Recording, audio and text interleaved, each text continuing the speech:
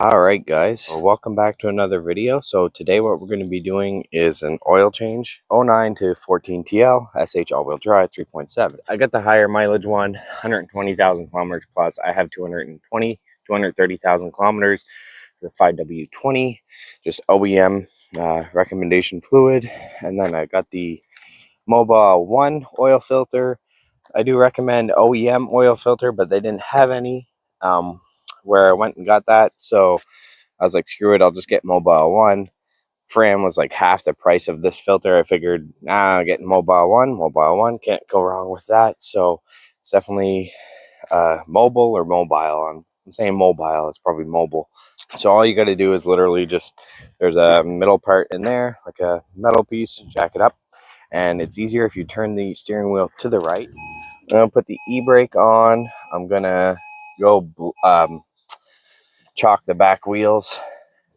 There we go. That should be easier to get to the oil filter. So I will link everything needed. Obviously, you can, if you have a jack, you're good. But get one of these and a funnel and do your own oil changes, because it's so easy and it's so much cheaper to do it. Just do it yourself. Like, the startup cost might be more because of that, and a jack if you don't have one, and tools, but all you need is a friggin' 17mm socket and a wrench. Pop the oil cap so the oil comes out easy. Go ahead, underneath I'll show you where the oil cap is. So you just come here and the bolt is right there. Engine oil, that's where the bolt is. Looks like it's leaking. Crush washer may be broken. I do not have a new one, so I'm gonna have to go to Acura and get one, because they do wear out after a while. Some people recommend just changing it every time you do an oil change. Like if you're at a dealer, they have all that. So you should get a new crush washer just to be safe. So I'll do that another time. But just looking underneath, it does look like there's too much wet oilness going on there. So I hope that's just the valve cover gasket, not the rear main seal, because the rear main seal is a bitch to change. But anyways, you come here and you got your filter. That looks like it hasn't been changed in a long time. That's why I don't trust those Jiffy Lube friggin' oil change places. Definitely looks like they weren't even changing the oil filter, which is absolutely ridiculous. As soon as you crack that loose, it's just finger loose. So, and then you go, make sure you don't lose that bolt in the hole. There we go. Look at that. That is nasty. Yeah, definitely was due.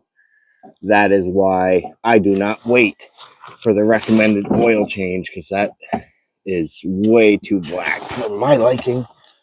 I do it every 5,000 kilometers, or about every 3,500 miles, because this is black like molasses. That's, yeah, I do not like that, but it is what it is.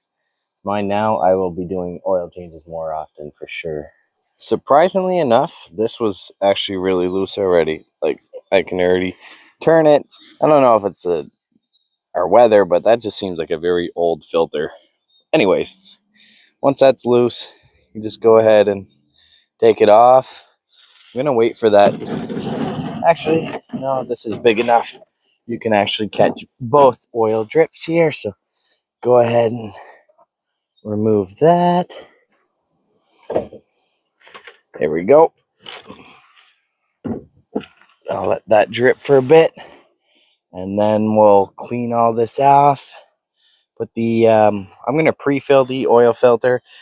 This holds, I think, like 0.3 of a quart or liter or whatever. This right here is why you do not go to those oil change places, those quick oil change. Like, this doesn't even have a crush washer on it for the friggin', it's literally just the bolt. And they should have replaced the crush washer.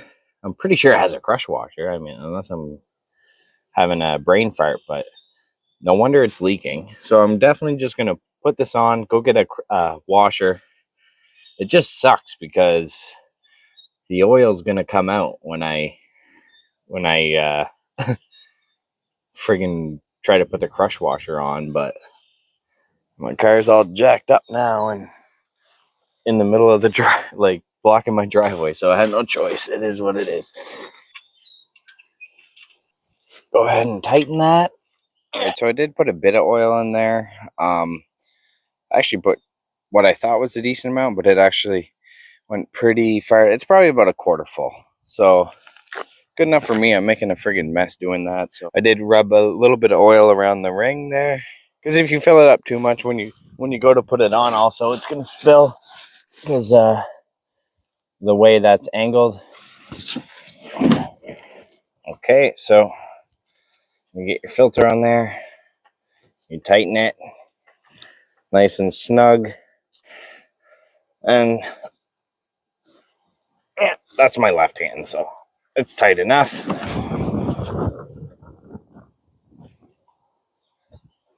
Oh, geez, a huge gust of wind came as soon as I started putting it in there. Anyways, fill it up, check your dipstick. It fits 4.3, so you literally can go right down to the one quart 1 liter mark, and then check your oil level, and then just slowly add some right up to there. That's the full mark. Right before the R, that's the full mark. Now, like I said, that filter holds a little bit, so when you start the car, a little bit's gonna go into that filter. So it's okay to put it a little bit over. It's gonna fit about a quarter of a quart in that filter, a quarter of a liter, whatever. So I'm gonna make sure it's a little bit over. And as you can see, it just started going over that pattern right there. So that's full. I'm going to leave it right there. That's it. Easy peasy. Do not pay someone to do your oil changes. You've got people putting, companies putting crappy oil filters on, not replacing the crush washer. It's just not done how it should be done. After you fill it up, and you go to your oil life by pressing this. It's a bunch of times till you get to your oil life. And I believe you just hold it down for I don't know how many seconds. I think maybe there we go. And just hold it down till that message pops up. Click up to reset, then select, reset, boom.